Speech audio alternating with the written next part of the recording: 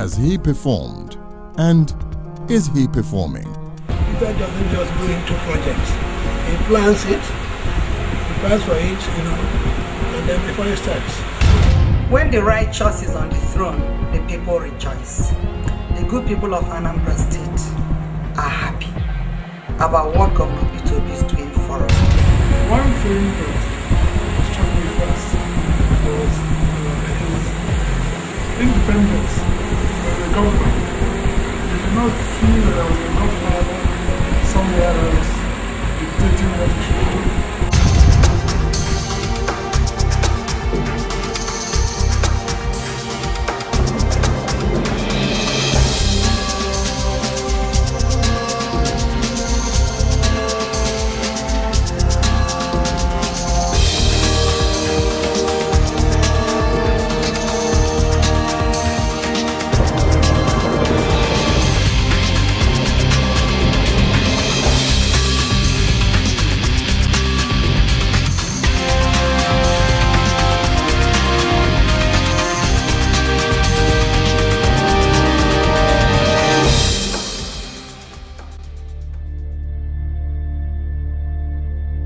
On March 17, 2010, Mr. Peter Obi was sworn in for a second term as governor of the state.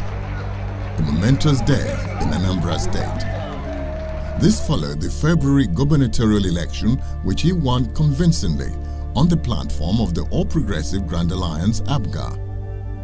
That Anambarians were returning an elected governor into office for the first time was a clear testimony that Governor Obi's developmental strides in his first 4 years in office, anchored on the Anambra State Integrated Development Strategy ANIDS, was a case of good thinking, good product. ANIDS is a strategic vision conceptualized in 2008 to solve the state's hydra-headed developmental challenges in a comprehensive and holistic manner by fast-tracking development in all sectors of the economy simultaneously. 1 year on into Governor Obi's second term, the administration, according to the governor, has not relented in the implementation of the ANIDS blueprint as the vehicle driving development in the state towards the attainment of the United Nations approved Millennium Development Goals (MDGs) by 2015.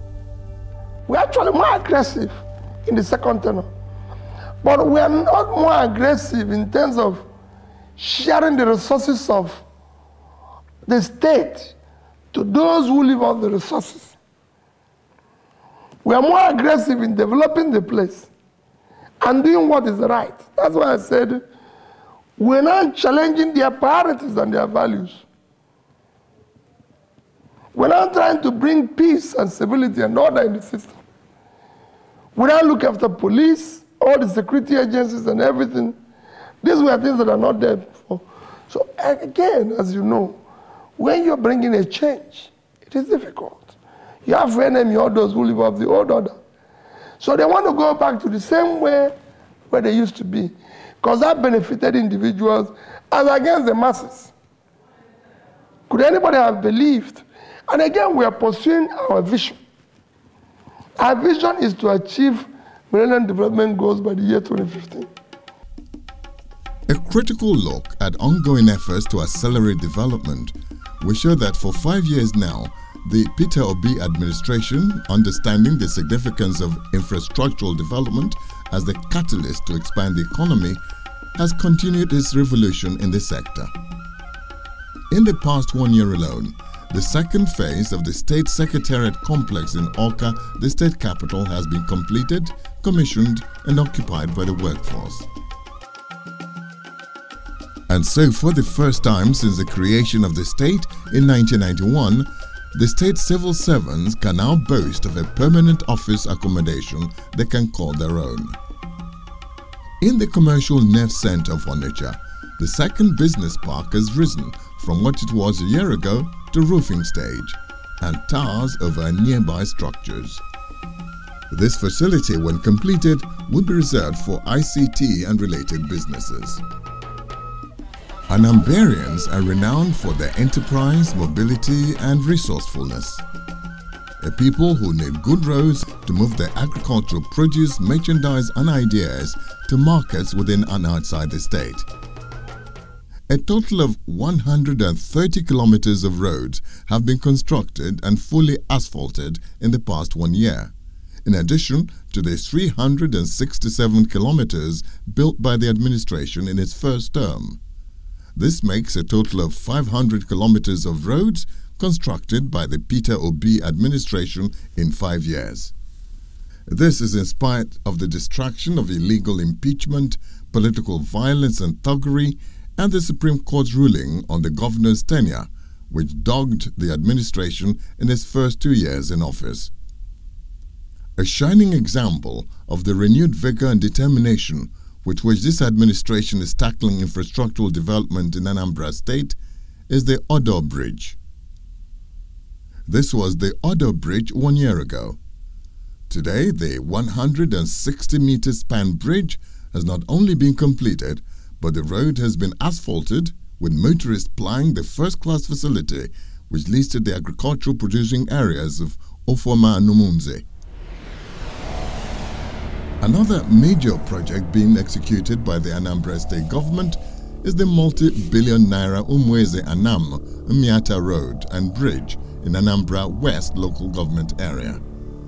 Over 10 kilometers of the road in this riverine area of the state has been asphalted, while the massive bridge project is ready for beams to be launched. No government in the state has ever built a road in this area, and when this mega project is completed, this part of the state, especially Miata local government headquarters, one of the most inaccessible in the state, will for the first time be linked to the rest of the state and the country. A total of 12 bridges are being built simultaneously in different parts of the state, including those along the 39-kilometer Amanzia-Ebenebe-Obofomiri Road in Okan North local government, the food basket of the state, the Otalu Bridge at Agulo-Ezechukwu, and Agomili Bridge at Akbu.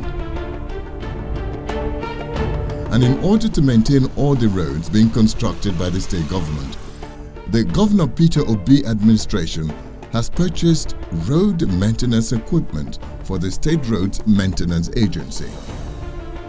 It's one thing to do good roads, for the lifespan of the roads to last, to be attended, you have to maintain the roads. We've been trying to manage it with giving contractors, doing palliative work and all that.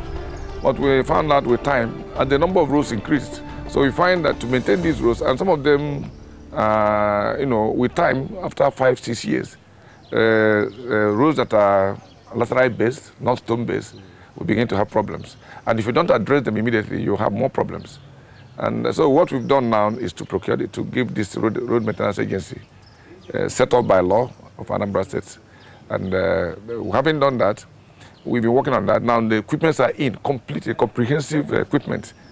Every aspect of road construction is there.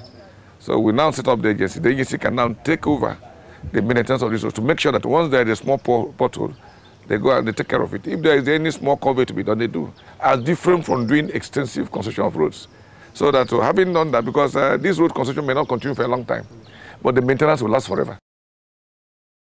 Anambra State prides itself as the light of the nation. But the crucial factor to ensure that this light shines brighter and brighter lies in a solid educational system. Apart from the numerous infrastructural facilities built during the first term of Governor Peter Obi's administration at the Uli and Igbariam campuses of the Anambra State University, construction work is progressing satisfactorily at Igbariam campus on the Senate and Administration buildings, the Faculty of Management Sciences, and the Faculty of Agriculture building, all at the same time. The foundation stones of these structures were laid on the 28th of January 2010, and today the Faculty of Agriculture building is being roofed, while structural work on the other 2 buildings is nearing completion. Work is also ongoing on the perimeter fencing of the entire campus to enhance security in the tertiary institution. At the secondary school level, 10,000 computers and 7,000 laptops have been distributed to over 120 schools complete with internet connectivity to enhance ICT knowledge and skills. Despite handing over many more schools to the missions, over 100 secondary schools have also been provided buses by the state government to ease mobility. While at the primary school level, classroom blocks have been built in the 177 communities in the state. We have a governor that is visionary, a governor that is committed, a governor that is honest and focused in what he's doing, and a planner at the core. And that being as it may, I can tell you that what we have achieved within this 1 year is still continuation of what he has set out to achieve in this ministry. Like in the primary sector, you see, we are doing what we call a holistic approach. We are not concentrating only the secondary school. We're also rebuilding these primary schools as well. And the only way we are doing it is that our governor makes sure that we pay the counterpart fund to the UBEC, and then we'll draw down the money due to us and be able to execute it very properly. And it's because we execute properly, there was a time we had to take the first position as the best in executing UBE projects. And that's why each time we apply and pay our thing, they will just give us their own counterpart immediately because of the prudency and honesty of this administration. To sustain a thriving and robust economy, the well-being of the people must count, as only a healthy people can engage in productive and commercial activity, for which Anambra's people are widely known. Sustaining the achievements recorded in the first term, the Governor B administration in the past 1 year continued its infrastructural development of Amaku General Hospital, which will serve as a teaching hospital for the Anambra State University. President Goodluck Jonathan commissioned the General Outpatient Department late last year, while the consulting clinic is completed. The admin accident in the emergency building and the laboratory block, whose foundation stones were laid in January last year, are almost completed. So also is the College of Medicine complex. The Onitsha General Hospital has been accredited as a specialist hospital, while at the Ekulobia General Hospital, construction work is completed on the wards, laboratory, inpatient blocks, among others, and are awaiting finishing touches. The state government has also given robust grants in aid to faith-based hospitals, while ambulances have been given to the 21 local government councils of the state for rapid response to medical emergencies. This is because of the determination of the Governor B administration to advance primary health care in Anambra State. We give them drugs. We're giving them drugs, we're giving them vaccines, we're giving them long-lasting societal tetanus. We are putting on our TB program, our immunization program, everything down there. Moving on, and that is why our immunization coverage is one of the best in Nigeria. The best in the Southeast and one of the best in Nigeria. So we are supporting primary health care centers. If you look at these thematic areas as I put in now, you will see that we put in a lot of money this year, a lot of time and development in training. That's why I mentioned our schools are our own government schools of nursing, and then the state-owned schools of nursing. I mentioned the School of Health Technology, Obosi, that we are improving the infrastructure here. I mentioned what we are doing at Amaku General Hospital for the medical students, in addition to the services we are giving in providing health. This year alone, because there is a shortage of screening tests, screening equipment for HIV/AIDS and tuberculosis, the government acquired quite a large quantity and gave. Now we are giving now anti-shock garments to make sure we reduce maternal mortality, women dying out of bleeding. One visible sign of good governance in any community is the provision of water and public utilities. In this regard, the Peter Obi administration enjoys an upscale rating by a broad spectrum of stakeholders. From a short-term approach of sinking over 500 boreholes in towns, schools and health centers across the state, the government has now moved to the medium-term strategy of embarking on small-town water schemes. These include Nibo, Agulu, Nimo, Dunukofia water schemes. At the Agulu-Agui water scheme, workers are laying the pipes which will reticulate water to the town and its environs. Modalities have also been worked out to resuscitate the big town water schemes in Onitsha, Awka and Nnewi. We're also trying to get water to Aroma tank that is used to supply water to the whole of Awka before the erosion silted the intake works of the old Imo Awka scheme.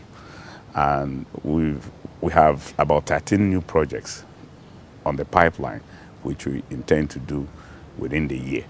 One of the things that the governor, His Excellency Mr. Peter Obi, one of the things that he's critical about is employment, to create employment in the states. And one of the things that can help bring about this employment is power. You know, we have this policy of trying to provide electricity to all communities in Anambra State that are not connected to the national grid. And I think we've done about 80% of that from the first tenure of His Excellency to this tenure, and we intend to complete all that before his tenure runs out.